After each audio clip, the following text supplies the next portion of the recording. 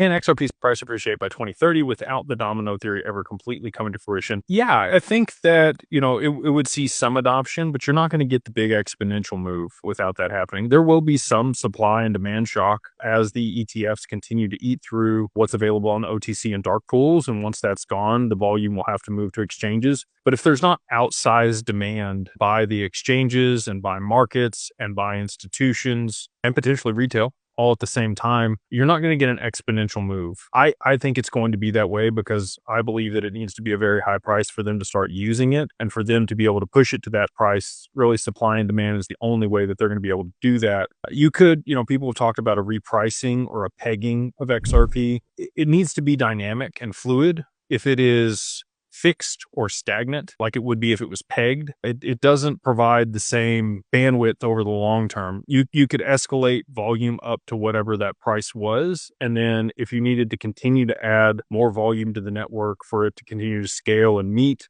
the new demands of markets, that were being tokenized, real world assets.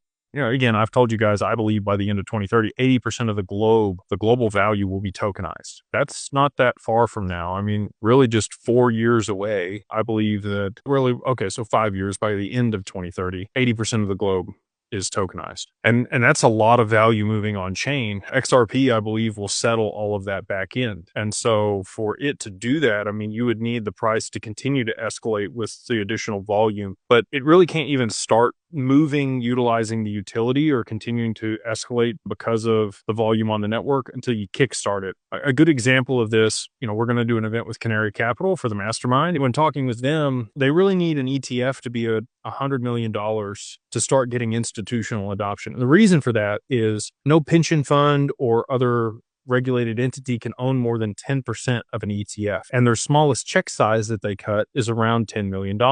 So for them, they've got to get to critical mass before they can even get the adoption of the institutions.